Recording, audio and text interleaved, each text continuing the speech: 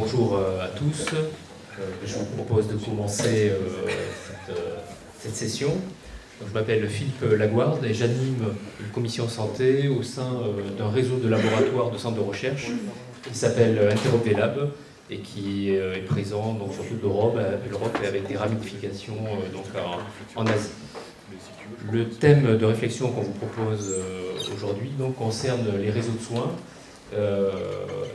Disons sous l'impulsion de la loi HPST, en fait, on a vu apparaître une nouvelle notion d'organisation des réseaux de soins. Initialement, ceux-ci se sont constitués essentiellement par spécialité ou par pathologie. On peut citer parmi les premiers les réseaux régionaux de cancérologie. Et là maintenant, il y a une notion de réseau par territoire qui a été évoquée. Donc on s'est demandé comment on pouvait articuler des réseaux par spécialité, par pathologie, avec des réseaux par territoire. Et au-delà de ça, il y a également aussi un mouvement de réorganisation de la médecine de proximité, en particulier avec l'apparition et la création de maisons de santé pluridisciplinaires ou de pôles de santé. Et là aussi, quelque part, la coordination des soins devra s'enchaîner entre les réseaux de soins par pathologie, de territoire, et également la relation avec la médecine de proximité et les maisons de santé pluridisciplinaires. Également, comme autre élément sur cette réflexion, de même qu'il y a une évolution d'organisation des réseaux de soins, il y a également aussi des impacts, des conséquences sur les systèmes d'information qu'utilisent ces organisations. Et là, depuis l'année dernière, la ZIP Santé, en relation avec d'autres organisations, a publié des préconisations, des systèmes d'information, à la fois pour les réseaux de santé, mais également pour les maisons de santé pluridisciplinaires. Et donc là aussi, c'est quelque chose dont on veut tenir compte pour savoir quelles seront les évolutions de ces systèmes. La démarche qu'on vous propose se déroule en 3 temps. Donc ce matin, il y a une table ronde avec des témoignages des représentants de professionnels de santé et de patients sur la coordination des soins, l'usage des réseaux, de façon à identifier, par rapport aux systèmes qui sont actuellement déployés, aux organisations qui sont actuellement en place, qu'est-ce qui a été mis en œuvre, éventuellement quels ont été les freins à un usage à grande échelle de ces systèmes, leurs limites.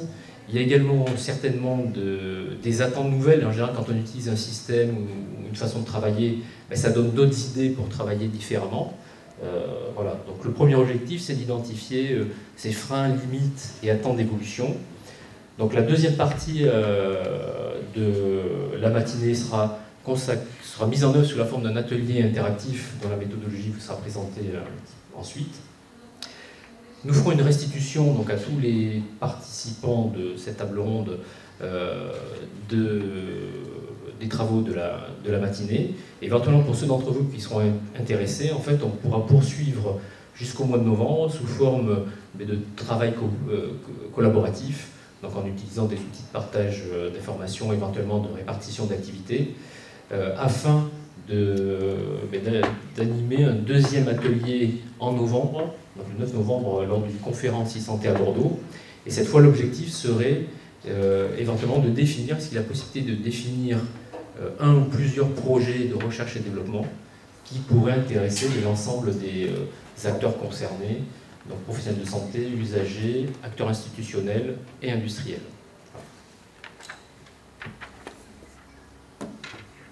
Pour commencer, je vais donner la parole au docteur Domori pour avoir un premier, je pense, témoignage justement sur l'organisation, la responsabilité de mise en œuvre de réseaux de soins, et donc justement après quels sont éventuellement les freins et limites qui ont pu être constatés sur votre expérience. Bonjour à tous. Donc voilà, moi je suis Bertrand Domori, je suis médecin généraliste dans le Nord, à Armentières, la ville qui est célèbre par Lynn Renault depuis Danny Boone maintenant. Et pour vous situer, on se situe à peu près dans une agglomération de 30 000 habitants. Notre plateforme santé, dont je vais vous expliquer un peu le fonctionnement, travaille sur une population d'à peu près 175 000 personnes, ce qui est un peu faible pour une plateforme santé. Et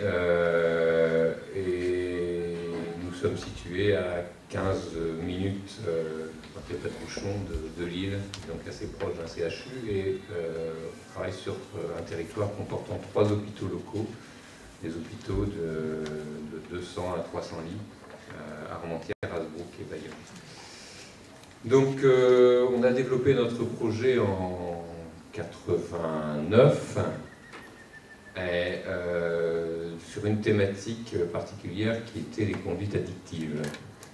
Et l'idée a été d'emblée, plutôt que avant de créer quoi que ce soit, d'essayer de créer un langage commun.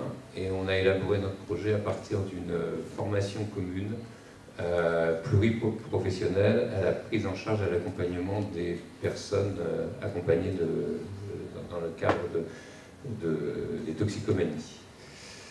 Et puis, à la suite de ce travail, qui s'est étalé sur 18 mois, on s'est rendu compte que ce qui posait le plus de problèmes à la prise en charge des patients, c'était la méconnaissance des systèmes existants, en premier lieu, et en deuxième lieu, c'était les freins liés au code de santé publique, car un tas de prises en charge qui étaient souhaitées par les professionnels, par les patients, par les représentants des patients, n'étaient à l'époque pas repris par le régime d'assurance maladie. Donc on a élaboré un projet Soubi. Pour les plus anciens, ils doivent connaître les fameux projets Soubi. On a eu la chance de travailler, un dossier Soubi, c'est un travail colossal. On a travaillé pendant 2 ans à l'élaboration de ce projet. Pour la rédaction, la Caisse d'assurance maladie locale nous a mis à disposition un sous-directeur à mi-temps pour élaborer ce projet. Et le jour où on l'a déposé, on a été le premier projet déposé suite à la dissolution de la commission Soubi. Donc on a continué à fonctionner entre nous, sans financement. Et dès que les premiers financements fixes ont paru, on a été le premier réseau financé en France. Logiquement, parce que notre dossier était prêt. Donc, de là, l'idée, très rapidement, autour de la toxicomanie, c'est de se dire, on a élaboré une nouvelle approche des patients, une nouvelle façon d'échanger entre nous. On a créé des ateliers d'éducation aux patients, on a créé aussi des groupes de parole, etc. Et cette façon de travailler de façon un peu plus communautaire, pourrait s'appliquer à d'autres thématiques. Et d'emblée, on a créé une plateforme santé sur, dès le départ, un réseau gérontologie, un réseau soins palliatifs, un réseau conduite addictive. Et récemment, on a étendu notre activité à un espace ressources cancer. C'est une particularité de la région Nord-Pas-de-Calais, où le conseil régional est très investi dans la santé. Vous savez que le Nord-Pas-de-Calais est une des régions d'Europe où les indicateurs de santé sont les plus mauvais. On a des records mondiaux de pathologies, par exemple dans les cancers des voies aéro-supérieures, voies digestives et aéro-supérieures. On a des indicateurs qui sont réellement catastrophiques. Donc depuis des années, le conseil régional a beaucoup investi dans la santé. Et donc ils nous ont aidé à créer des espaces ressources cancer où les patients qui ne sont pas suivis dans des centres spécialisés, parce que nous on a un centre qui s'appelle le centre Oscar Lambray, qui est un centre de cancérologie. Les patients qui sont suivis pour une pathologie cancéreuse en dehors de ce centre puissent bénéficier aussi d'un accompagnement pluridisciplinaire et d'un accompagnement tourné autour du patient. Donc maintenant, ça veut dire 4 thématiques. Et donc notre fonctionnement, depuis très longtemps, a intrigué à la fois les ministères, à la fois la Caisse nationale d'assurance maladie. Ils sont souvent venus voir un peu comment on fonctionnait, et je pense qu'on est quelques plateformes de santé à avoir un petit peu avoir été à l'origine de la création de cette idée de plateforme par territoire. Alors,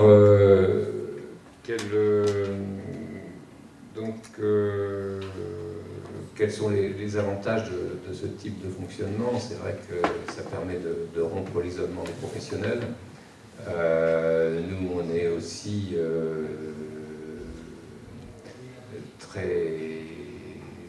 on craint beaucoup les déserts médicaux dans notre région.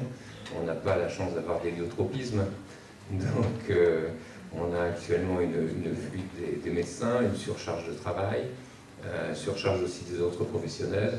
Et donc, le fait d'aider à la coordination, d'aider à un travail plus global autour du patient, effectivement, on espère pouvoir de cette façon stabiliser les professionnels dans les bassins de vie où ce genre de fonctionnement existe. On a aussi un projet maintenant qui est de développer un réseau diabète cardiovasculaire, obésité de l'enfant. Et là, on va le faire non pas en créant un réseau de toutes pièces, mais en permettant une extension d'un réseau existant sur notre territoire. Et je pense qu'à l'avenir, l'idée, nous on a une population extrêmement dense, hein, 2 départements, 4 millions d'habitants.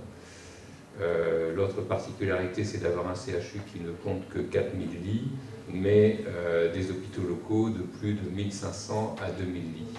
Donc des grosses structures en périphérie. Et donc l'idée serait un peu de regrouper un peu les territoires, les réseaux par territoire, et donc autour de ces grosses structures hospitalières. Alors le frein à ce regroupement, c'est peut-être la perte des initiatives locales. Ce qui a fait la richesse des réseaux, ça a été leur diversité.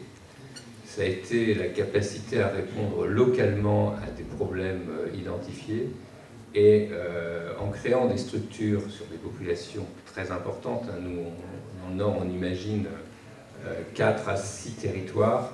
Ça correspond à des populations de plus d'1 million d'habitants. Et je pense que dans ce cas-là, on risque de perdre cette notion de répondre aux besoins à la fois des usagers et à la fois des professionnels, et que les réponses soient un peu des réponses décidées pas toujours par les acteurs de terrain, et qu'on s'éloigne un peu justement de cet esprit réseau, nouveauté, regain d'intérêt pour une profession qu'on exerce depuis 15-20 ans. Et là, ça me paraît dangereux pour l'évolution des réseaux. Les difficultés aussi actuelles pour les réseaux, c'est la non-pérennité des financements. On dépend d'un fonds qui s'est appelé pendant longtemps le FIX, qui est devenu le FAX, qui est maintenant le FIR. Et ce fonds d'intervention régionale englobe tellement de choses qu'on se demande quelle sera la proportion qui sera dans ce financement du FIR réservé au réseau. Donc la pérennité du fonctionnement est en jeu. Les réseaux ne vivent pas sur des contrats pluriannuels, mais sur des contrats annuels avec les ARS, et remettent continuellement en jeu leur espérance et leur financement. Donc ça reste un vrai problème. Sinon, les autres freins, c'est dans le cadre des réseaux, on a quand même beaucoup de soins qui ne sont pas pris en charge par l'assurance maladie. Alors si le patient est atteint de telles pathologies et s'il rentre dans la bonne case, je vais prendre le cas bien particulier des soins palliatifs par exemple, que je connais particulièrement bien, les réseaux ont permis d'accéder à des fonds nationaux qui s'appellent le FNAS, Fonds national d'action sanitaire et sociale, qui permettent la prise en charge de soins qui actuellement ne sont pas remboursés par l'assurance maladie. Par contre, il existe une vraie inégalité d'accès aux soins pour les assurés, parce que ce régime n'est applicable qu'aux patients du régime général. Ils ne sont par exemple pas applicables aux ressortissants des autres régimes, qui sont le régime agricole et qui sont le RSI.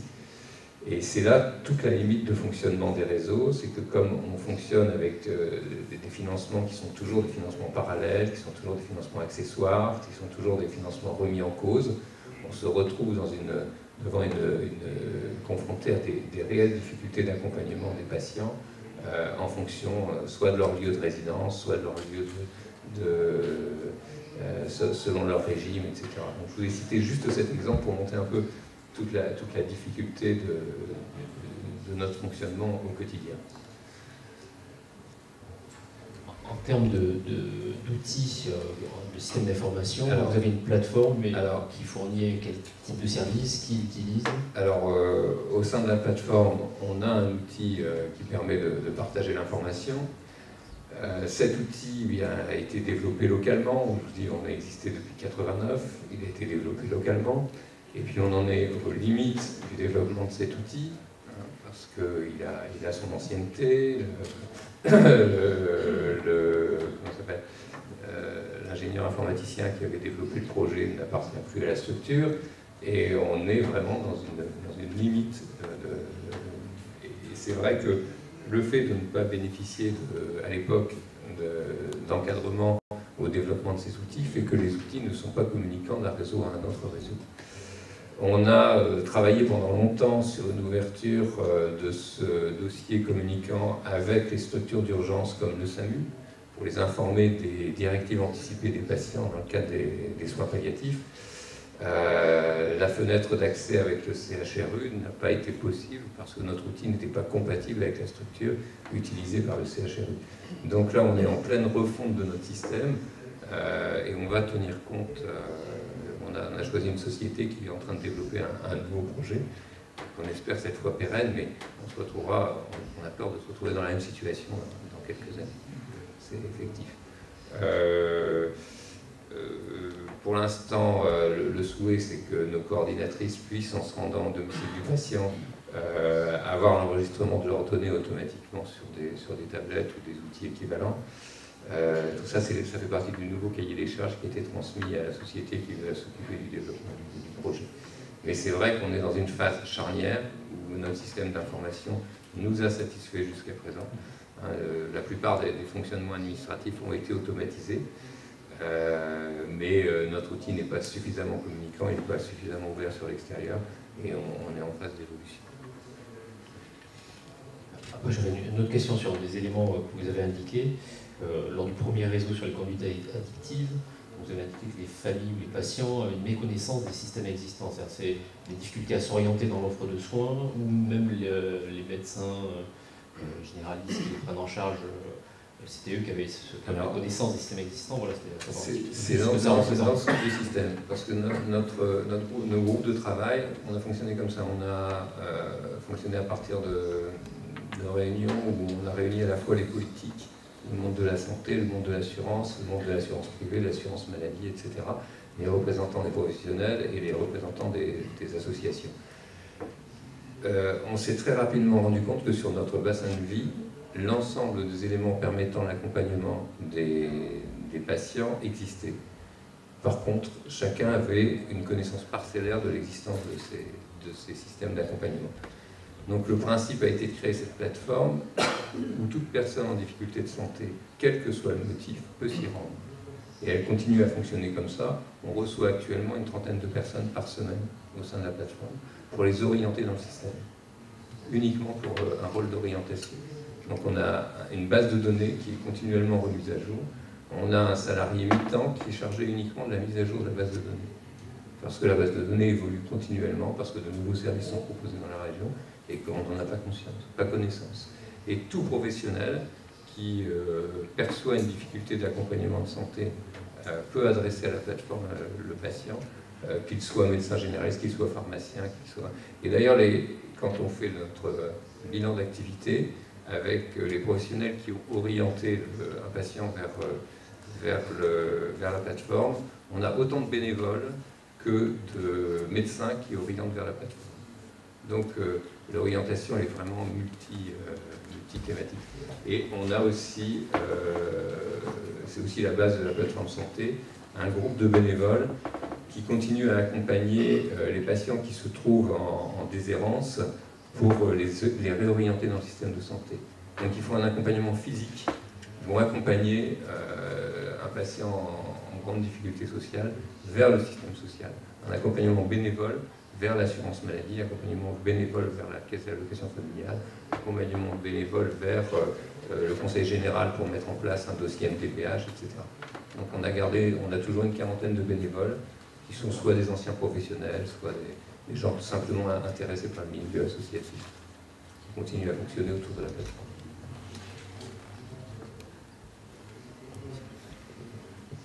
Je vous remercie. Je vais donner la parole au docteur Rumeau.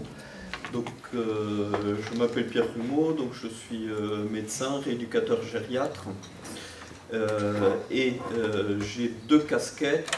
Une casquette où je suis au Gérontopole à Toulouse et praticien hospitalier au pôle gériatrie du CHU. Et donc où j'ai été chargé avec mon confrère le docteur Hein de développer l'offre de télémédecine du pôle gériatrie. Alors, voilà, GSS Télésanté.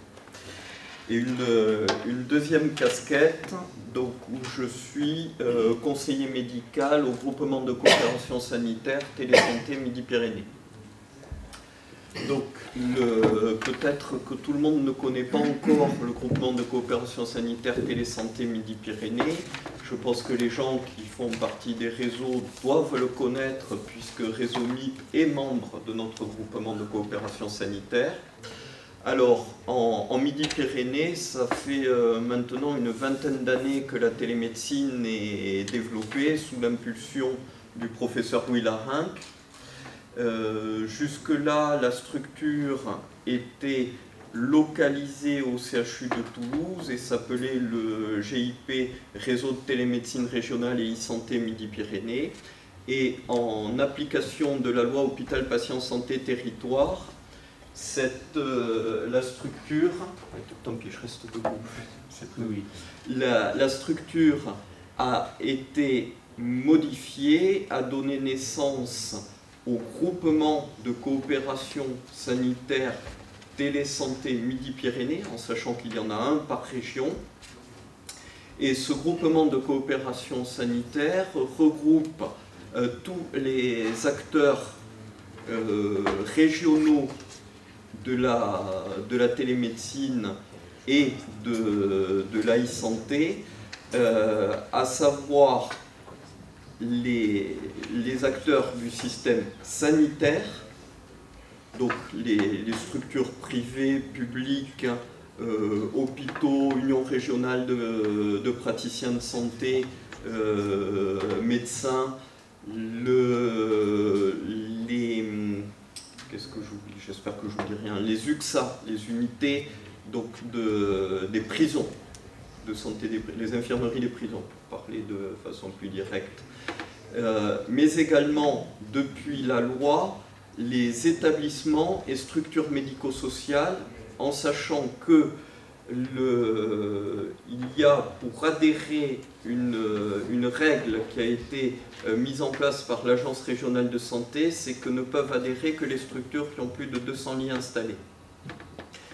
Le rôle du groupement de coopération sanitaire est d'assurer la maîtrise d'ouvrage du déploiement de la télémédecine et de la e-santé, alors plus particulièrement de l'espace numérique régional de santé, pour le compte et sous l'autorité du directeur régional de l'agence régionale de santé, du directeur de l'agence régionale de santé. Donc, dans la question donc, qui m'était posée, qui était la question de l'articulation des réseaux de santé avec la structure globale régionale, je vais vous présenter plutôt des aspects qui sont des aspects médico-légaux et déontologiques, mais qui, vous verrez derrière, ont des implications technologiques fortes. Donc, hop, je vais passer à la diapositive suivante. Lorsqu'on analyse le système de santé français, on s'aperçoit, et puis la télémédecine, tout le monde connaît la loi télémédecine, le cadre de la loi HPST. En gros, voilà, pour le rappeler rapidement, la loi HPST définit la télémédecine légalement selon 5 types d'activités. Donc il y a la téléconsultation, où c'est un professionnel médical qui est en contact avec un patient accompagné éventuellement de personnel de santé. Là, donc à distance, hein, bien sûr. la téléexpertise, où c'est un professionnel médical qui est en contact avec d'autres professionnels médicaux pour discuter du cas d'un patient. La télésurveillance médicale, c'est ce qu'on appelait avant le télémonitoring. C'est-à-dire le patient lui-même, de façon active ou via un système automatisé, va transmettre des données à un médecin qui va les interpréter et agir en vue d'un diagnostic ou d'une thérapeutique. Ensuite, il y a la téléassistance médicale. Alors attention, c'est un terme légal qui a une définition précise, ça ne correspond pas à la téléassistance ou ce que faisaient les assurances avant. Donc la téléassistance médicale, c'est un médecin qui va dicter, enfin un professionnel médical, hein, ça peut être aussi un dentiste, ça peut être une sage-femme, qui va téléguider à distance un professionnel de santé ou un autre professionnel médical pour l'aider dans la réalisation d'un acte. Pour vous donner un exemple, ça va être un radiologue qui va guider un manipulateur radio qui fera une échographie. Et après, vous avez le 5e type, qui est la régulation médicale par les SAMU. Donc ça, ce sont des actes... C'est pas dit par les SAMU dans le texte. C'est la régulation médicale. Oui, c'est vrai, c'est pas dit par les SAMU. SAMU étant un exemple. C'est très important parce que je suis un des créateurs de l'organisme qui doit réguler, qui n'est toujours pas mis en place dans certains départements, et donc le mot est très important. Voilà. Tout à fait, tout à fait. Après, ce qu'il y a, c'est que, de toute façon, vous serez obligé d'appliquer les règles de traçabilité qui sont déjà appliquées par les SAMU et qui sont requises par la loi. Donc, dans ces cadres, ces activités médicales doivent, c'est un acte médical, on n'oublie pas, déontologie, doivent s'inscrire dans un environnement. Cet environnement, c'est d'une part le système de sécurité sociale. C'est très important. On n'est pas en Angleterre avec un NHS centralisé. On n'est même pas en Espagne avec un système de santé régionalisé. On est dans un système de santé où, en pratique, si on était dans un autre domaine, on dirait que la plupart des gens agissent avec une délégation de service public. Un médecin libéral, quelque part, c'est un salarié de la sécurité sociale, mais qui garde quand même une autonomie, qui garde le choix de son mode d'exercice. Ensuite, la deuxième règle qu'on a, on y arrive, hein, c'est l'autonomie des acteurs du système de santé. C'est-à-dire que même si on prend les hôpitaux publics, ce n'est pas parce qu'un directeur d'hôpital a choisi un système d'information que le directeur de l'hôpital d'à côté doit choisir le même système d'information. Et ça, l'agence régionale de santé ne s'immiscera pas là-dedans. La deuxième chose, l'étape suivante, c'est la liberté de concurrence. Les industriels ont le droit de faire des offres. Ils ne sont pas obligés de faire tous la même offre, et en aucun cas, ni le GCS, ni l'Agence régionale de santé ne vont dire « Eh bien, vous devez choisir telle offre ou telle offre ». Il y aura des appels d'offres, il y aura des marchés publics. Les industriels auront le droit de répondre à ces marchés publics. Après, même un membre du groupement de coopération sanitaire, si le marché qui a été ouvert, négocié, acté, attribué par le GCS ne lui convient pas, on ne peut pas l'empêcher d'aller faire son marché lui-même. À ses risques et périls, hein. La Cour des comptes ou les actionnaires peuvent lui tomber dessus. Ça, c'est un autre problème. Deuxième chose, suite.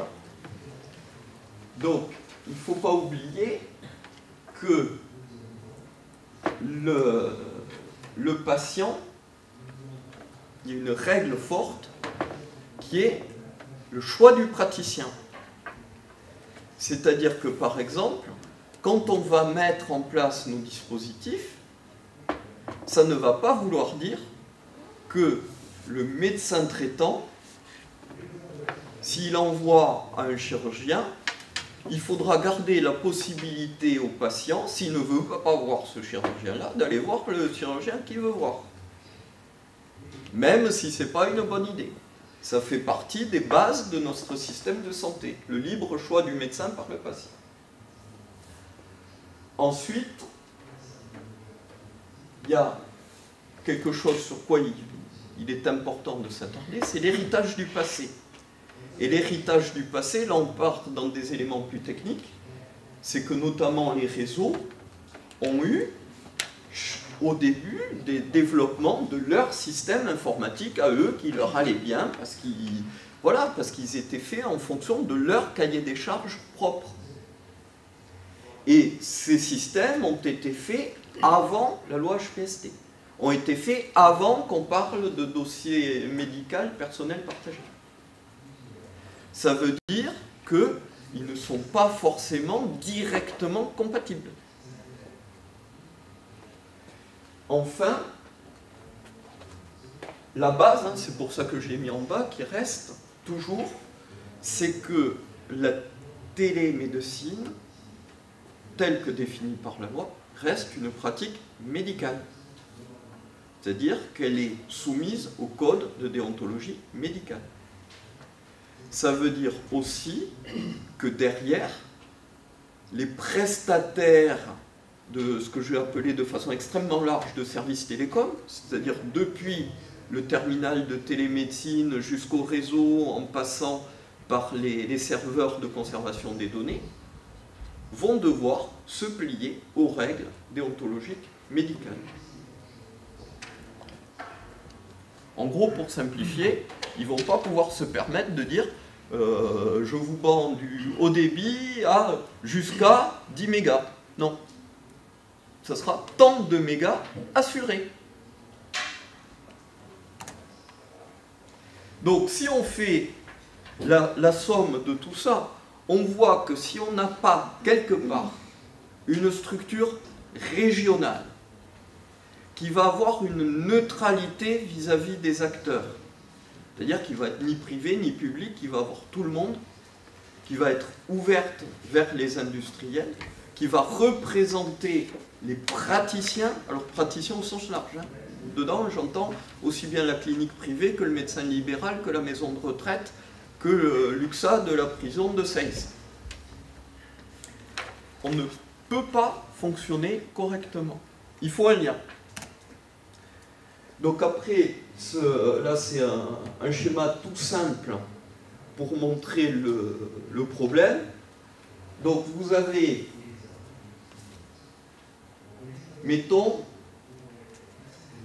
deux praticiens, deux hôpitaux qui vont vouloir communiquer en utilisant un réseau. Donc là, ce réseau qui est un réseau de soins. Donc ça pourra être pour faire de la cancérologie, pour faire des soins palliatifs, pour faire du diabète, pour faire le suivi des femmes enceintes, peu importe. Un réseau qui existe. Et donc vous allez avoir d'un côté que j'ai mis à gauche comme acteur un praticien et un patient. S'il n'y a pas de patient, ça n'a plus d'intérêt. Et de l'autre côté, vous allez avoir un autre praticien. Chacun de son côté va avoir son système d'information. Derrière, vous allez avoir le réseau avec son système d'information. Et puis, vous allez avoir, connecté à tout le monde, le système d'information régional de télésanté. En gros, l'espace numérique régional de santé. Les acteurs, pour ce qui est des systèmes d'information, vous allez avoir d'une part des industriels, des prestataires de services qui vont faire fonctionner le système, et d'autre part, vous allez avoir un rôle d'administration. Et ce rôle d'administration, vous allez voir, on va le définir un petit peu plus, un peu plus loin. Donc, lorsque le patient, éventuellement son médecin traitant, vont se mettre en contact via le réseau avec le médecin distant, ou le médecin va se mettre en contact avec le médecin distant dans le cadre, par exemple, d'une réunion de concertation pluridisciplinaire. En apparence, on a l'utilisation d'un seul réseau. Mais ce réseau, il va falloir qu'il échange des données avec l'espace numérique régional de santé, avec le DMP lorsqu'il sera opérant. Ça veut dire qu'il va falloir qu'il y ait des informations qui sont gardées sur l'espace numérique régional de santé, qui soient mises à disposition du réseau pour l'acte. Ça veut dire aussi, vous en doutez, mais je ne vais pas insister là-dessus, qu'il faudra qu'il y ait tout ce qui concerne l'identification, le rapprochement des identifiants, en n'oubliant pas que là, nous sommes sur des gens qui ont conçu leur réseau de façon autonome. Donc, quelque part, peut-être à un moment, on sera amené à dire aux différents réseaux, attention, il faut, par exemple, que vous utilisiez le NRI, c'est-à-dire l'identification nationale personnelle, en sachant que c'est la caisse, par exemple, si vous prenez la MSA, les enfants sont identifiés. Par contre, la CNAM, donc le régime général, pour l'instant, les enfants ne sont pas identifiés. Il faut être adulte pour être identifié. Donc ça veut dire que pour l'instant, les enfants du régime général ne peuvent pas bénéficier de ce type de rapprochement d'identité. L'autre élément important, c'est que ce réseau régional devra faire la traçabilité. Quelque part, n'oubliez pas, acte. Alors certes, la sécurité sociale traîne les pieds, mais très rapidement, ces actes, ils vont être valorisés. Il n'y a pas de raison qu'un médecin qui travaille par télémédecine ne soit pas payé. Il n'y a pas de raison qu'un infirmier qui travaille par télémédecine ne soit pas payé. Il y a d'autant plus de raisons qu'il soit payé, c'est que très probablement, ça fait faire des économies par ailleurs. Donc, pour qu'il y ait ce paiement, il faudra qu'il y ait identification. Ça voudra dire que quelque part, il faudra faire un lien pour que quand vous rentrez votre carte CPS, que le patient rentre sa carte vitale, que ça soit pris en compte. Autre chose, je crois que j'ai mis après, voilà. Autre chose, c'est que il va y avoir un aspect, quelque part, médico-légal. C'est-à-dire que la loi dit que les prescriptions par télémédecine ont la même valeur que des prescriptions écrites. Encore faut-il qu'on ait la preuve de la prescription. Donc typiquement, là, si le médecin dit à l'infirmière « faites 15 unités d'insuline » et que l'infirmière fait 15 unités d'insuline, le patient meurt, c'est le médecin qui est responsable. Si le médecin dit « faites 15 unités d'insuline », l'infirmière fait 90 unités d'insuline, le patient meurt, c'est l'infirmière qui est responsable. Parce qu'on a la traçabilité. La traçabilité, ça va plus loin que ça. Ça va aussi vers le fait de tracer, quand il y a un dysfonctionnement, c'est pas que juridique, c'est aussi améliorer la qualité de service. C'est-à-dire que quand il y a un dysfonctionnement, quel qu'il soit, à qui doit être attribué le dysfonctionnement? Derrière, à qui doit être attribuée l'action qui va permettre d'éviter la récidive des dysfonctionnements? Est-ce que c'est organisationnel? Est-ce que c'est humain, entre guillemets, médical, ou est-ce que c'est technique? Après, il y a un suivi d'alerte pur et dur. C'est-à-dire il y a un suivi technique pour dire, ben voilà, tel réseau est en drapeau. Donc il faut intervenir parce qu'il y a des patients qu'il faut soigner. On ne peut pas attendre d'intervenir demain. Donc c'est du 7-7, 24-24. Donc ça, on en a déjà parlé. Il y a un autre aspect là que j'ai oublié, c'est très important, mais on en a parlé par la carte vitale. N'importe qui ne peut pas faire de la télémédecine. C'est pas parce que on est par télémédecine qu'on ne doit pas être compétent. Et même plus que ça, la loi, dans sa grande sagesse, a prévu que pour faire de la télémédecine, il faut être inscrit au Conseil de l'Ordre en France, et il est très fortement recommandé d'habiter en France. Et je vais vous expliquer un problème. Alors là, on part un petit peu plus loin des réseaux, mais on ne sait pas, les réseaux, peut-être, ils seront internationaux un jour. Peut-être hors d'Europe, ce qui posera encore plus de problèmes. Admettons que vous ayez besoin d'interprétation radiologique. Il y a des sociétés qui proposent, et ça peut se justifier, de faire des interprétations radiologiques par des praticiens inscrits au Conseil de l'Ordre en France, mais résidant au Canada. Parce que ça permet de faire les interprétations de nuit le jour, qui est très intéressant d'un point de vue fonctionnel. Problème. Ce praticien fait une erreur diagnostique, ce qui peut arriver, pire encore, fait une faute professionnelle. Dans ce cas-là, comment va-t-on aller le récupérer au Canada pour, Et là, je rappelle, c'est un acte médical, c'est la responsabilité propre du praticien. Ce n'est pas la responsabilité de la société qui va faire l'intermédiaire. Hein, on n'est pas dans le service public, il n'y a pas la faute détachable du service et la faute en service. Non. Enfin, il y a le dernier élément important, c'est la détection des intrusions.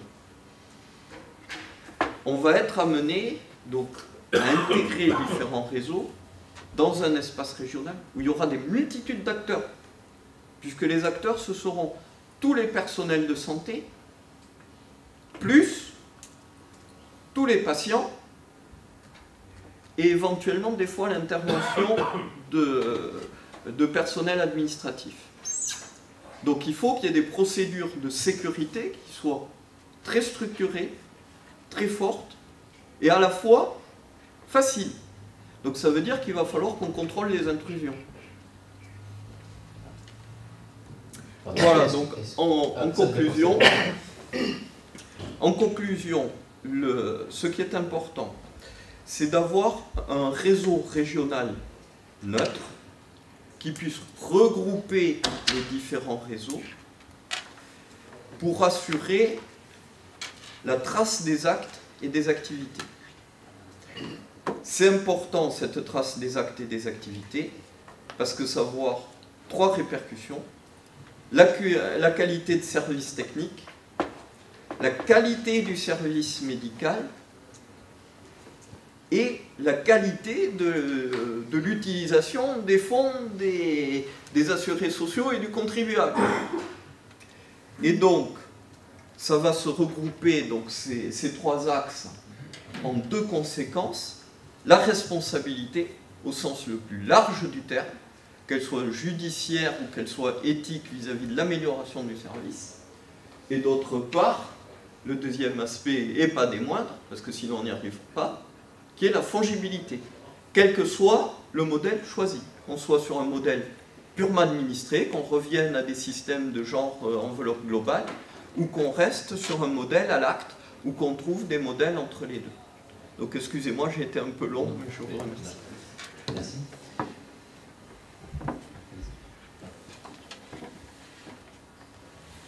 quelques petites observations. Ouais. La première, c'était à quel niveau dans votre GCS avez-vous inclus les réseaux et pôles de santé? Là, ça me fait peur. Réseau MIP est membre du groupement de coopération sanitaire Télésanté Midi-Pyrénées. Ils sont membres. Voilà. D'accord. Donc ça financeurs. Alors, ce qu'il faut savoir, c'est que nos membres contribuent. Ils contribuent très peu, puisque c'est près de 90 ou 95% de notre financement qui vient de l'Agence régionale de santé. Dans votre groupement, vous êtes financé directement par l'Agence régionale de santé? Voilà. Dans toutes les régions, c'est comme ça. C'est toutes les régions pareil. Non, pas du tout. Pas du tout. Moi, je fais partie du GCS Nord-Pas-de-Calais. Ça n'est absolument pas l'Agence régionale de santé qui finance. Ce sont les hôpitaux à titre propre qui financent, les structures hospitalières. Et ensuite, en tant qu'URPS, je finance à hauteur de 50 000 € par an. Donc, je suis secrétaire de l'URPS, je finance à hauteur de 50 000 €. Donc, je peux vous dire que je finance. Les fonds qu'ont eu les ARS ont dû être donnés directement aux établissements qui les redonnent. Mais il y a une part des fonds des ARS qui vont à la création d'espaces humains. Nous, les établissements privés de santé financent. Les établissements privés de santé financent. Les réseaux financent. Donc, non, c'est pas... Et c'est pour ça que je m'étonnais de la responsabilité du directeur de l'ARS sur le GCS, car je n'ai pas dû avoir la même lecture de la loi HPST, parce que je pensais que un groupement de coopération sanitaire était nécessairement indépendant. Non, mais la loi est claire sur le groupement de coopération sanitaire, je viens de la vérifier, là, je suis connecté, et ils sont indépendants, ils sont sous la responsabilité, non pas l'autorité, et le mot clair, la responsabilité de l'autorité de régulation locale, qui maintenant s'appelle ARS, et ils sont la structure juridique du GCS et la structure juridique du plus gros financeur. C'est un GI du droit public si c'est le plus gros financeur de droit public, si c'est le droit privé, c'est le plus gros financeur de droit privé. Et il y a des GCS de droit privé, parce que j'ai regardé en temps la liste, il y a... Voilà. Tout à fait. Non, c'est précis. Je peux vous répondre? Oui, alors, je crois que là, quand même, il y a des éléments qui sont de lecture de la loi.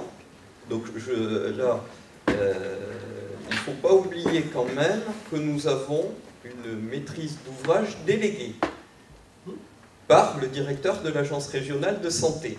Donc, certes, nous sommes indépendants, hein, nous sommes redevables envers nos membres, ça c'est très clair, et nous le répétons régulièrement à l'ARS. Néanmoins, je persiste à dire que nous sommes sous l'autorité du directeur de l'Agence régionale de santé, puisque c'est lui qui nous donne nos missions, et c'est envers lui que nous rendons compte, et pas seulement envers nos membres. Ça, non, mais je suis désolé, mais voilà. Ensuite, il y a en effet des GCS de statut privé, puisque nous en sommes un. Voilà. Après, ce qu'il y a, c'est que vous n'êtes pas sans savoir que même en étant de statut privé, même en ayant des membres qui cotisent, ça n'est pas parce que les membres cotisent et le choix en effet a été que nous soyons de statut privé parce que parmi nos membres, il y avait une majorité qui était de statut privé, mais ça ne veut pas dire que la totalité du financement vient des membres. Ça veut dire qu'on a nos membres et que derrière on peut avoir des financements autres et on répond à des appels d'offres qui nous amènent des financements. C'est bon, mais partout ça ne s'est pas développé pareil. Il faut rappeler par rapport aux autres groupements de coopération sanitaire, que ce soit Pas-de-Calais, Lorraine, Île-de-France, en sachant qu'il y a encore des régions où il n'y a pas de groupement de coopération sanitaire, comme par exemple une région qui est très proche de nous, un tout petit peu à l'est,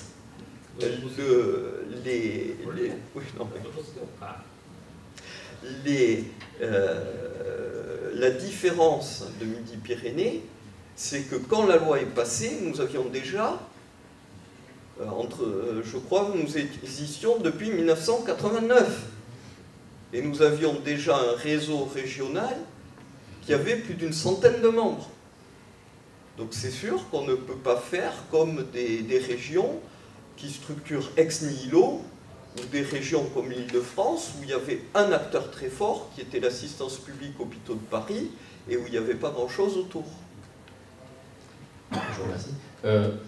Comme la table ronde a commencé en retard, ce que je vous propose, c'est qu'au début de l'atelier, nous poursuivrons les témoignages, puisque maintenant il y a deux autres points de vue à voir. Donc c'est le point de vue, là on va dire, il y a eu une présentation d'une expérience de réseau qui a une certaine maturité donc dans le Nord-Pas-de-Calais, la présentation de ce qui se mettait en place de façon, je dirais, plus orientation institutionnelle, alignement avec les recommandations de la santé.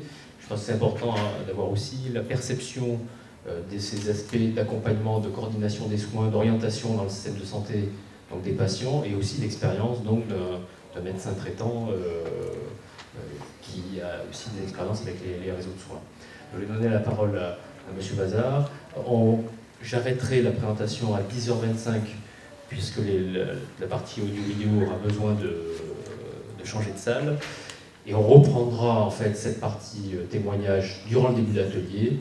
On s'organisera pour après faire la partie démarche interactive de façon à finir à midi. Et donc ceux qui auraient besoin de partir un peu avant le pourront également. Je vous donne la parole. Merci. Je vais rapidement donc me présenter. Je suis René Mazard. Je suis du département de l'Aveyron et je représente ici l'Association française de polyarthrite, dont je suis membre, et le collectif interassociatif sur la santé. Donc, je vais vous dire en deux mots ce que c'est que le collectif. C'est une structure qui est maintenant officielle depuis 2004 et qui représente les usagers, enfin, qui est un des représentants, mais le plus important, des usagers à l'intérieur du système de la santé. Il est le premier institutionnel puisque on nous a demandé en 2004, alors que le réseau existait depuis 1996, de nous structurer pour pouvoir accéder au conseil d'administration de la CNAM et par voie de conséquence dans toutes les CPM. Alors il se compose grosso modo d'une quarantaine d'associations parmi les plus importantes de notre territoire.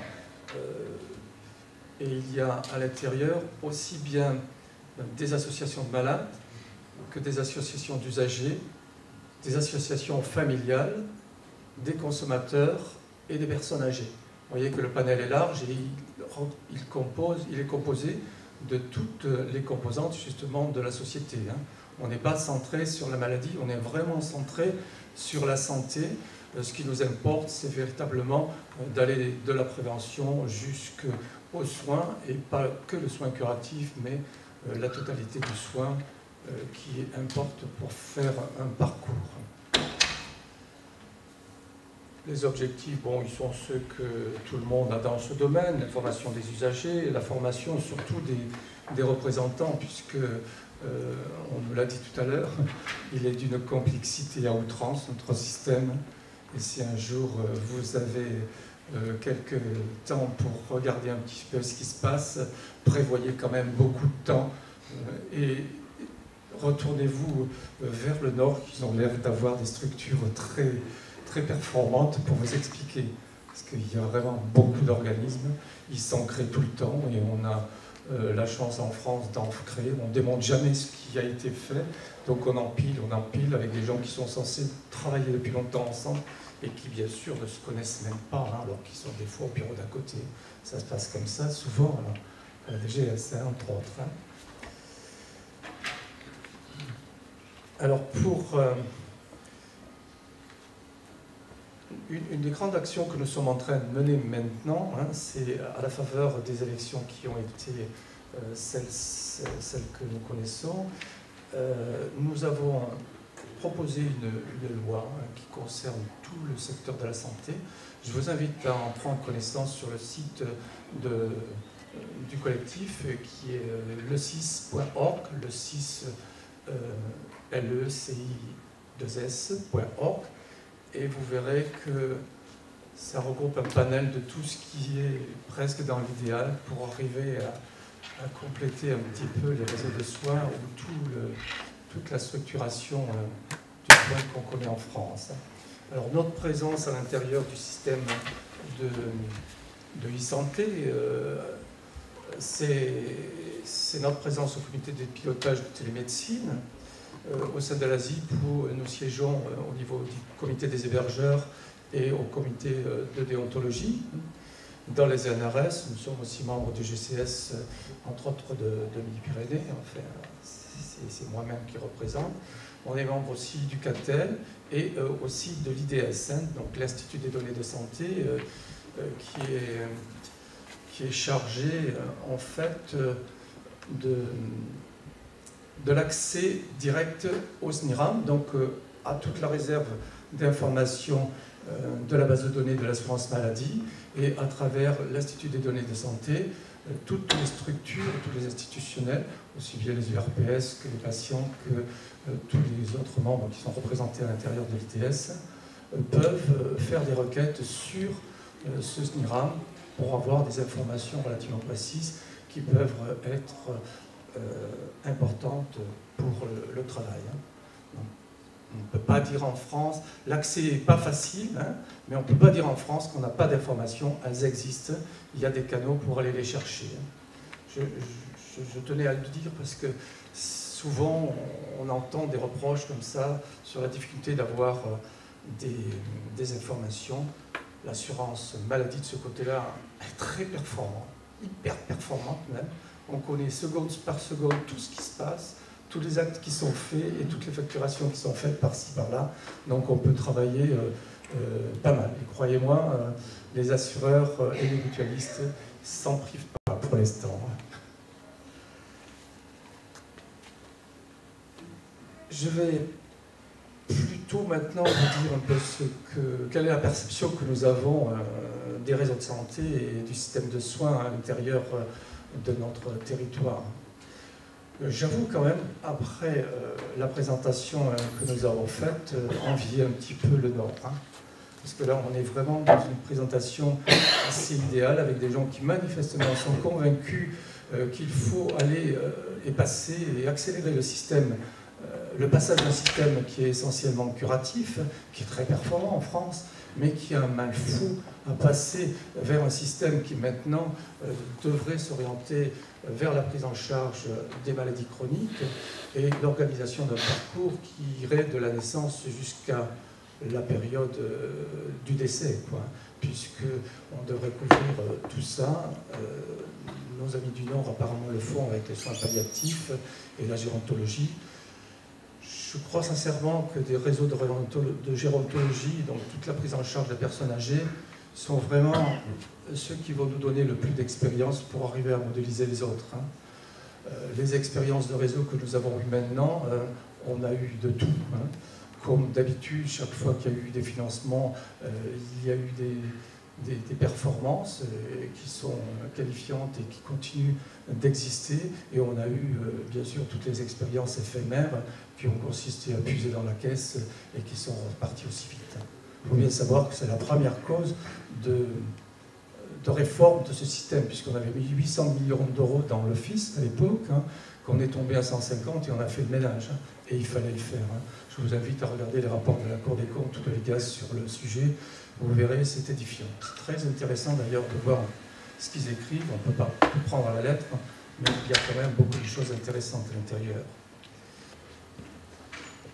Comme je vous le disais à l'instant, nous, ce qui nous importe, c'est véritablement d'arriver à ce qu'on ait une prise en charge totale et permanente. Une véritable continuité de soins dans un parcours qui soit défini et le plus possible personnalisé, puisque la prise en charge des maladies chroniques est importante. on ne peut pas continuer comme on le fait, à avoir de la sectorisation partout et de laisser à quelques initiatives le soin de faire cette continuité. Il faut vraiment que ça devienne quelque chose de primordial, hein, et que tous les acteurs du service de la santé, qu'ils soient les professionnels, aussi bien libéraux que les institutionnels, comme les cliniques ou les hospitaliers, et le médico-social, travaillent ensemble. Et nous espérons véritablement que le dossier médical personnel sera une plateforme qui permettra justement de faire circuler les informations pour que cette prise en charge, et de préférence de qualité bien sûr, vienne performer tout ça. Alors nous attendons de la télémédecine et des réseaux ceci. On s'aperçoit aussi dans le cadre des maladies chroniques et puis en gérontologie que on a besoin de ne pas avoir des réseaux qui soient très spécialisés. On a plutôt besoin d'avoir une ouverture de ce côté-là, de façon à ce que la prise en charge puisse vraiment être multidisciplinaire et qu'on puisse traiter tous les cas des uns et des autres. On ne peut pas continuer à faire ce qu'on a fait, c'était bien d'initier les réseaux par discipline, mais la preuve en est qu'avec le Nord, qui sent très nettement qu'il faut déborder ces petits cadres pour arriver à une multidisciplinarité et à prendre en charge les différentes pathologies qui sont souvent celles des maladies chroniques. On démarque quelquefois avec les maladies chroniques et très souvent il y en a 2 ou 3 qui se greffent pour ne pas dire plus. Hein. Et c'est encore plus le cas avec les personnes âgées qui nécessitent justement une bonne organisation des soins comme ça. Ça permet aussi cette coordination et cette présence et cette modélisation de retrouver de la proximité, puisqu'elle doit être absolument organisée très souvent avec le médecin traitant. Mais bon, il ne faut pas lui laisser tout faire, parce que pour l'instant, on a tendance à charger un petit peu les épaules du médecin traitant. Il doit connaître parfaitement toutes les recommandations, entre autres, des 33 maladies qui sont en ALD, hein, et puis tout le reste. Donc la coordination des soins est quelque chose de problématique. Nous, on est persuadés qu'il va falloir inventer un petit peu comme il en fait dans le Nord, des plateformes avec une forme de coordination, et pourquoi pas quelqu'un qui ait la responsabilité de cette coordination, de façon à ce qu'on puisse véritablement ne pas les laisser, les acteurs, enfin les patients plutôt, seuls à avoir la responsabilité de s'organiser. Pour l'instant, il faut bien savoir que, à part quelques expériences comme celle du Nord, ce sont les patients eux-mêmes, ceux qui ont la chance d'être un peu plus valides que les autres, de connaître le système de santé, et qui ont quelquefois un peu plus, il faut bien le dire, de personnalité, qui gèrent eux-mêmes leur pathologie. Et ça, c'est pas logique dans le système dans lequel on est. Il faut véritablement, on n'est pas là pour être à la place des professionnels de santé, on est des patients, des usagers, donc il faut que cette forme prenne en compte tous ces éléments. Et comme on nous le rappelait tout à l'heure, il faut aussi prendre la dimension humaine de la personne qu'on a en face et pouvoir l'accompagner dans ses difficultés. Il est évident que pour prendre en charge une personne qui est addictive, ou même qui est, comme c'est de plus en plus le cas maintenant, en situation de détresse, sans logement ou autre, c'est plus de l'exception, on a besoin de connaître sa situation. Donc il faut absolument que la composante sociale soit un élément aussi de ce qui va permettre de fabriquer un parcours de soins. C'est cette véritable problématique qu'il faut quand même sérieusement maintenant commencer. Alors on fait des expériences partout, c'est bien de les faire, mais un jour ou l'autre, il faut quand même passer à la généralisation et avoir une véritable coordination. C'est le même cas à l'intérieur des systèmes d'information de santé. C'est bien que chacun ait la liberté de prendre le système qu'il veut, mais il faut respecter les règles qui ont été mises maintenant. Il faut absolument qu'ils soient interopérables de façon à ce qu'ils puissent communiquer rapidement et en continuité les uns avec les autres. Voilà grosso modo notre perception. Alors au-delà de ce qui existe et qui est performant, personnellement je dois dire que je appartiens depuis pas mal d'années à un réseau qui concerne ma pathologie. Sincèrement, et je connais beaucoup d'autres patients qui sont dans ce cas-là, pour nous, il n'y a pas vraiment d'intérêt. J'y vois absolument aucun intérêt. Moi, j'ai aucun contact dans le réseau. Je sais qu'il y a des informations qui y sont, mais il y a des questions aussi que je me pose en tant que représentant des patients, parce que j'ai eu l'occasion de leur poser la question. Je sais très bien que ce réseau n'a jamais été déclaré à la CNIL, par exemple. Donc il y a malheureusement une base de données qui concerne des données de santé qui sont sensibles, et il n'y a pas eu de déclaration. Donc ça, c'est un vrai problème. Il faut vraiment aussi, comme disait le docteur Riomot, que toutes ces questions de sécurité soient prises en compte. C'est une garantie aussi par le patient, parce qu'on ne sait jamais qu'est-ce que peuvent devenir ces données un jour ou l'autre. Donc pour l'instant, à part des expériences comme celle que je viens d'entendre avec bonheur, la plupart des initiatives qui sont de dimension humaine et qui sont dues simplement à la volonté des personnes. Ce sont eux qui portent les réseaux et qui les portent sur leurs propres épaules, parce qu'ils ont la chance de faire partager leurs idées et à ce moment-là de mobiliser toutes les bonnes volontés. Et on l'a entendu avec la parité des bénévoles, qui est pratiquement aussi importante que celle des professionnels ou des différents acteurs qui peuvent venir. Et ça, il faut reconnaître que c'est l'exception. Le reste du temps, à part quelques expériences plutôt dans des pathologies comme la cancérologie ou d'autres, mais qui ne sont pas égales partout non plus. Donc on a la chance d'avoir des modèles qui existent, qui fonctionnent bien, et nous, on attend véritablement une généralisation de ceci, puisque c'est vraiment là qu'on arrivera à faire un réel parcours de soins et que nous arriverons à fabriquer une continuité de soins et à aller vers l'amélioration des soins. On a beaucoup d'éléments avec la télémédecine maintenant qui sont certes sur le papier intéressants, mais il ne faut pas oublier qu'on a une masse d'informations qui sont médicales, et moi je me demande par moment si après la téléconsultation ou après toute la télésurveillance, la masse d'informations qui va arriver sera possible à traiter. Donc c'est aussi un réel problème. On voit bien qu'on a besoin de personnes ou d'éléments ou de coordination dans tout ce domaine, et qu'à partir de là, on pourra véritablement essayer d'avoir une meilleure prise en charge. Je vous remercie.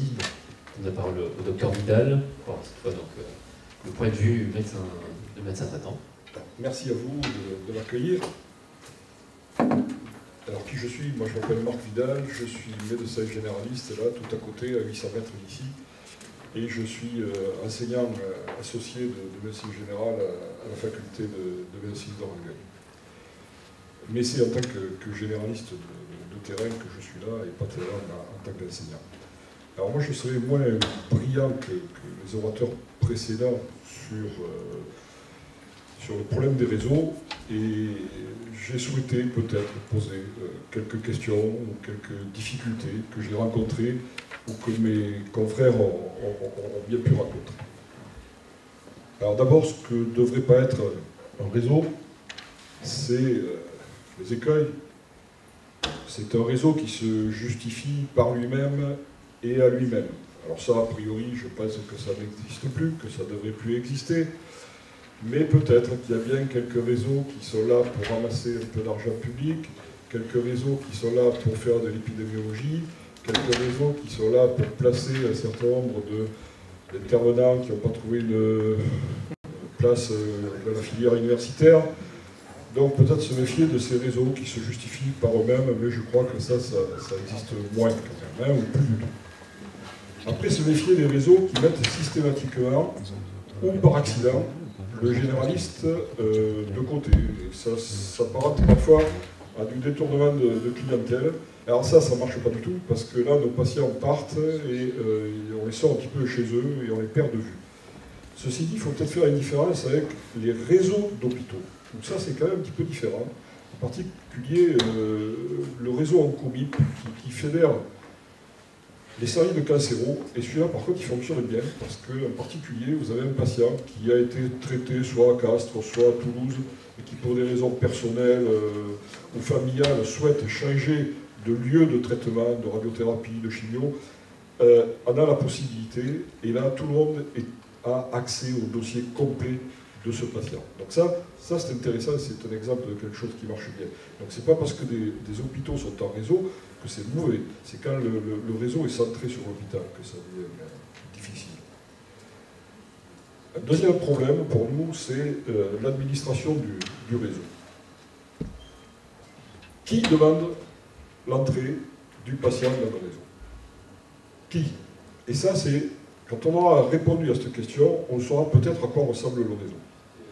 Est-ce que l'entrée dans le réseau, elle est proposée par le chef de service du CHU, par le spécialiste d'organes libéral, par le patient, par l'entourage, par le médecin traitant? Vous avez par exemple les réseaux palliatifs, où l'entrée dans le réseau palliatif se fait avec l'accord du médecin traitant, mais à la demande du patient ou de l'entourage. C'est pas du tout pareil que quand c'est le grand patron de CHU qui dit un tel va rentrer dans un réseau, on va s'en occuper. Donc c'est important cette question.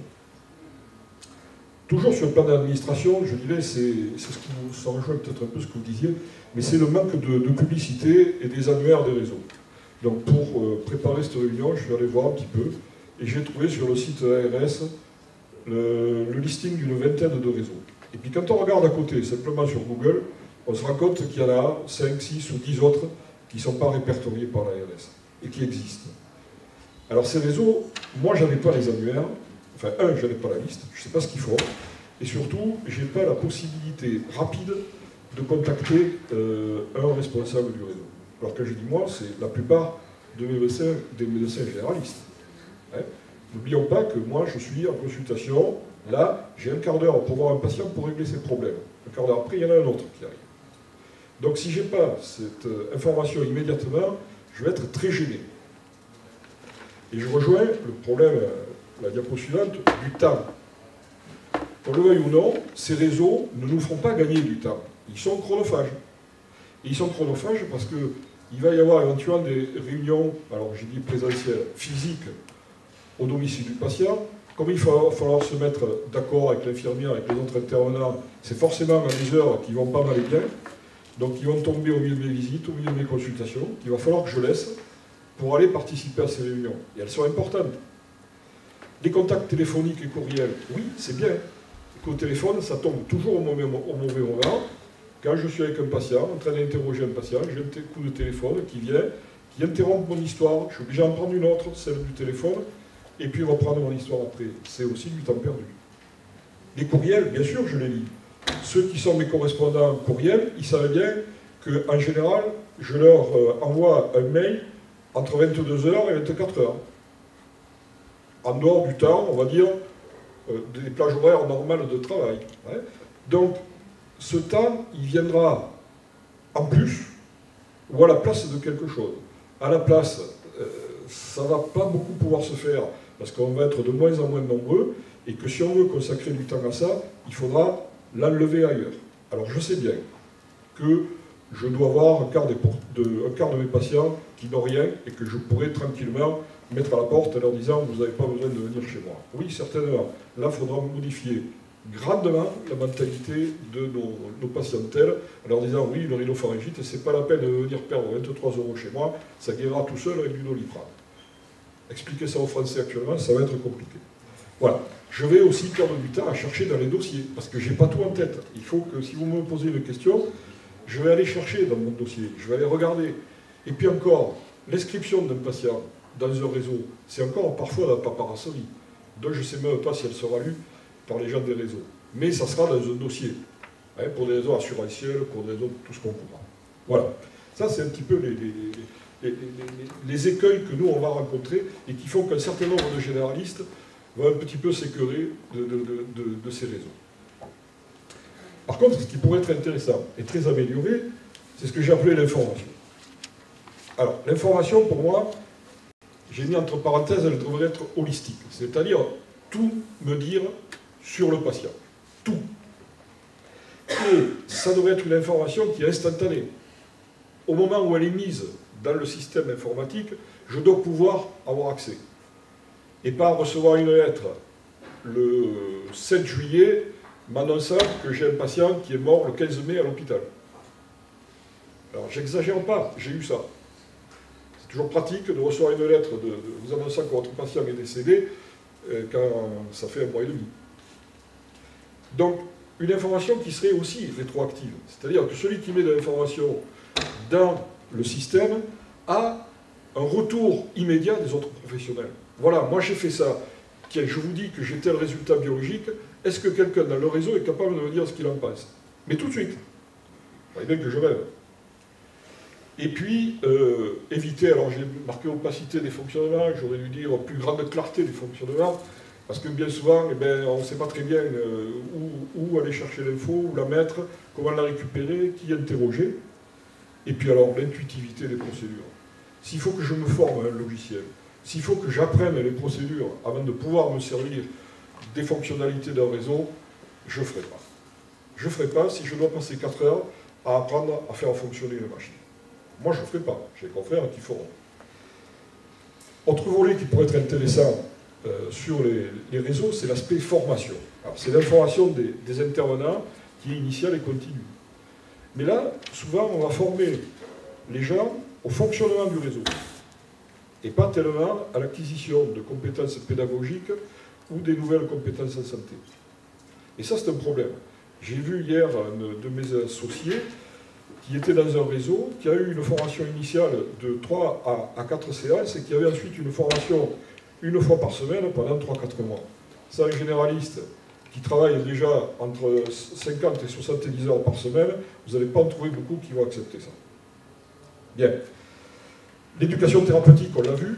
Alors ça, l'éducation thérapeutique, ça s'adresse plutôt aux patients. Et dans le cadre de formation, il faut y mettre aussi l'évaluation. Et là, une vraie évaluation. Toutes les évaluations de réseau que j'ai vues sont des évaluations de type ressenti, de type vécu ou de satisfaction. Alors bien sûr, on a interrogé les gens qui étaient dans les réseaux, on n'a pas interrogé ceux qui en étaient partis pour leur demander pourquoi ils étaient partis. Mais je suis, moi personnellement, à jeune, d'avoir vu une évaluation qui porte sur la mortalité dans le réseau. On soigne 7 pathologies, et est-ce que ça sert à quelque chose en termes de qualité de vie ou de survie? Et non pas, on est tous contents, les patients sont gentils, on travaille mieux avec eux. Ça, peut-être qu'il y a des professionnels qui me répondront. Moi, j'ai vu quelques thèses portant sur les évaluations, jamais sur la qualité réelle, parce que si on crée des réseaux, c'est pas pour créer des réseaux, c'est pour que le patient ou guérisse, ou aille mieux, ou meure le plus tard possible. Et pour le moment, je ne suis pas sûr que je sois capable d'évaluer ça. Ça me pose problème. Les aspects financiers, enfin.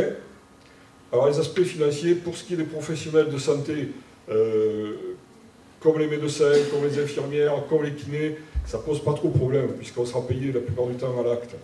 Donc financièrement, je crois qu'il n'y a rien à dire, mais ça va poser problème pour un certain nombre de paramédicaux, en particulier les podologues, les psychologues, les psychomotriciens, qui, eux, n'entrent pas dans le champ de remboursement de la sécurité sociale. Donc eux, c'est comment on va les rémunérer, ça c'est pas toujours très clair dans les réseaux, c'est pas toujours facile à résoudre. Et puis le bénévolat. Il y a beaucoup de réseaux qui fonctionnent avec des bénévoles. Alors les bénévoles, bien sûr, on ne les paie pas. Mais comment on fait pour valoriser le bénévolat? Comment on fait que ces gens qui nous aident vont avoir envie d'y rester, plutôt que de les écœurer au bout d'un certain temps pour des raisons relationnelles, pour des raisons de temps, pour des raisons de non-valorisation de l'activité. J'ai longtemps été responsable d'un mouvement de jeunesse, et je sais bien que si on ne valorise pas les bénévoles quelque part, si on ne leur apporte pas quelque chose, eh bien les bénévoles s'en vont. Et former un bénévole, ça prend du temps, ça coûte de l'argent, donc il faut aussi s'occuper de notre pool de bénévoles. Et enfin, je dirais, Pour terminer, cette question que je vais vous poser, et puis peut-être vous y répondrez dans l'atelier, c'est quoi la cible du réseau? C'est quoi? Elle est centrée sur quoi? Sur une pathologie, un diabète, polyarthrite, éventuellement un cancer. Elle est centrée sur le patient et son milieu de vie. Alors ça, c'est déjà un peu plus vrai pour les réseaux palliatifs, qui s'intéressent non seulement à la fin de vie, à l'entourage, à aider les gens à terminer leur vie, et à aider l'entourage à supporter cette fin de vie, et puis surtout, peut-être aussi parfois à aider les généralistes à porter, parce que voir mourir ces vieux patients, c'est pas toujours facile, même quand on est un praticien chevronné. Voilà. Et puis, ces réseaux, quelle place ils font aux aidants? Quelle place ils font aux professionnels? Comment on intègre l'entourage? Quelle relation on a avec le patient? Mis à part qu'il est le numéro de dossier temps, qui est pris dans un réseau où il ne peut pas choisir son parcours, il ne peut pas choisir ses temps de consultation, il ne peut pas choisir ses lieux de consultation. Voilà. Donc moi, c'est toutes ces questions que je voulais vous poser.